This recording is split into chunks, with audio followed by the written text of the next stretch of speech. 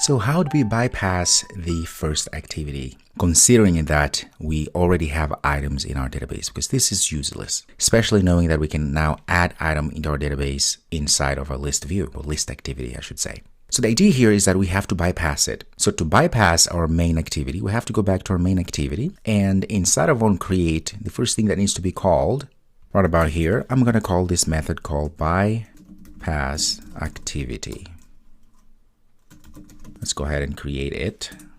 There we go, bypass activity. Well, what's going to happen? How do we do to bypass our activity? Well, the first thing, we're going to check if database has something, whether it's empty or not. And you will remember in our database handler, we have this very convenient method called getItemsCount, which all it does is just gets the count of the items inside of a database. So essentially, we can see now if this method here returns 0, that means there's nothing, which means it's the first time that the user is actually using this application, which is very handy for us, right? So this is the method we're going to be calling to check whether or not we have items.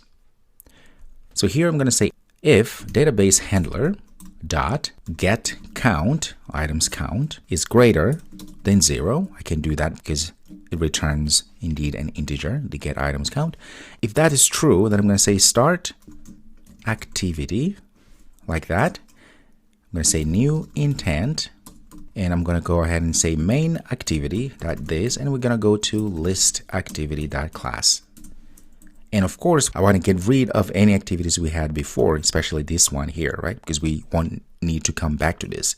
I'm going to say finish, like that. So whenever you want to get rid of this stack of activities, you just call finish after you start the activity. So it's going to get rid of this main activity once we are on the second activity. So at this point here, I can save this.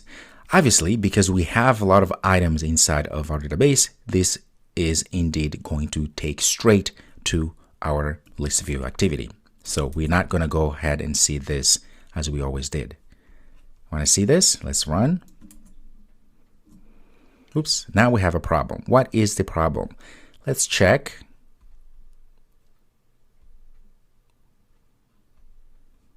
Set log. Right, database handler count on a null object. I can suspect what the problem is. Let's go up here.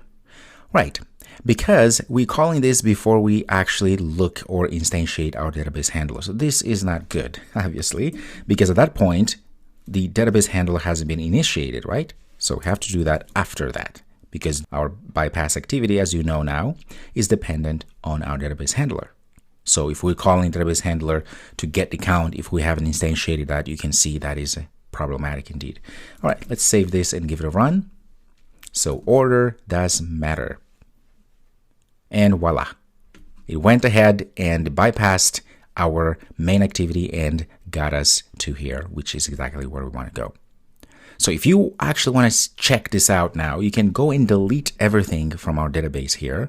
In fact, we haven't implemented the delete yet, but you pretty much know how to do this at this point. And then you will see if you run again this application, it will take you to the first screen, because at that point, the database will return 0 items count. Now we have these buttons inside of our row here. So this is edit button, and this is indeed the delete button. Let's go ahead and implement those. You may remember that we have invoked these inside somewhere. Well, we go back to our recycler view adapter. You notice that inside of our view holder here, that's where we are getting all of our views, in this case, all of our widgets. But also we added this edit button and delete button. In fact, we even set it up so that they can start receiving clicks. And we even went further to where we actually created this switch statement here, where we fetch the edit button and then we are able to do whatever we want to do, in this case here for edit and for delete. Now delete is the easiest one, so let's start with the delete button. We have all those methods already created earlier. If we go back to our database handler, we have to delete there, right? So we can actually invoke those methods to get things done. Go back to our recycler view adapter. Here we're going to call a method called delete item and int id as such. We haven't created this yet, which we're going to do right now. Create a method. There we go. This is going to be an int id like this. Actually, I just have to pass an ID like that, not an integer. Okay, there we go. All right, so we have our delete method here. So in order to delete something, what do we just do? We say database, because we have to get our database handler from here. Remember, we are inside of our recycler view, so we don't have our database handler. And I'm going to say db is equal to new database handler. And in this case here, I'm going to pass our context. Right? Very good. And then we say db.delete item, and we have to pass the ID as such. Now, once this item is deleted, remember all of this is actually happening pretty fast. When we delete this item here, we want to remove not only from our database, but we also want to make sure that we remove this card here, which contains that item. For that to work, we need to actually work along with two things. The first thing is going to be with our list of items. So item list, I'm going to say dot remove. I'm going to remove from our list an object, an item object. And to do that, I'm going to just go ahead and say get adapter position.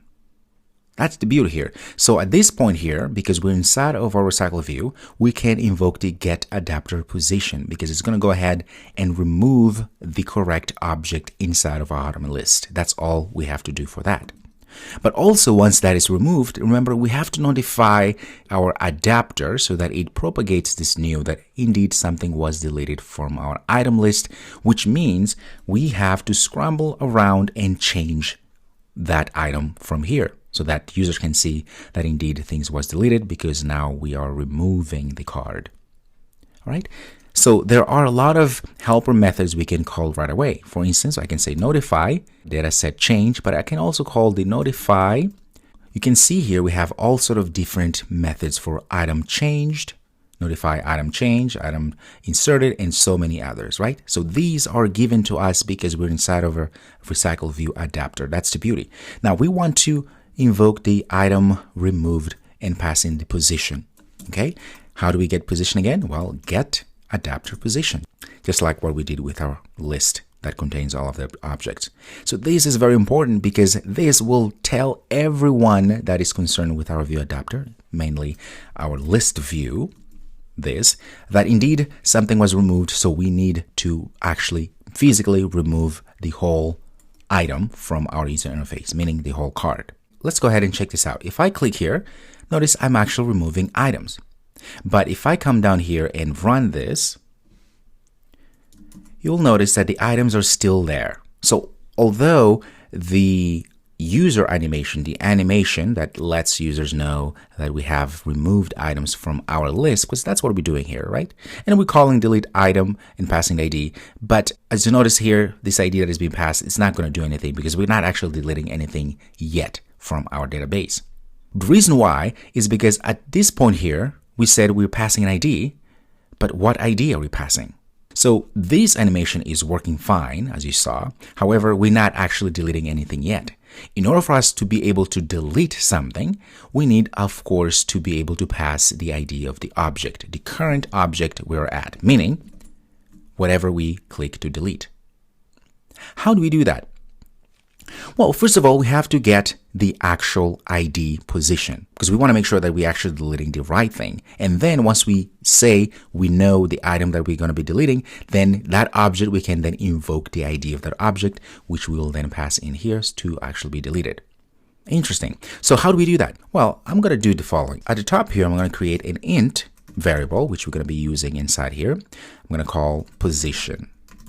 So the position is going to be what? I'm going to say get adapter position. So it's going to get the current position in our adapter, meaning what index is this?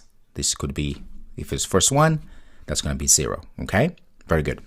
Once we get that, we can do all sort of things. So I'm going to use this inside here to do what I want to do.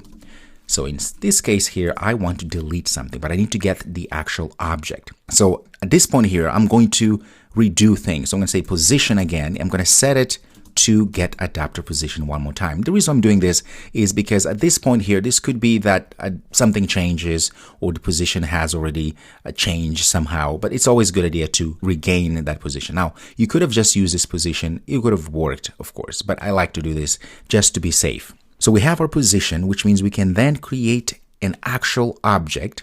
So I'm going to say item, is equal to what? I'm going to say is equal to list of items, because it will contain all of the items objects dot get. So we've done this.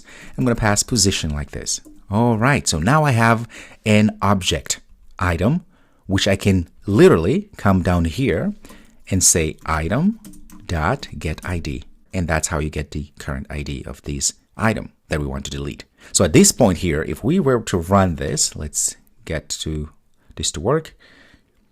Looks like this is not necessary. Let's get rid of that.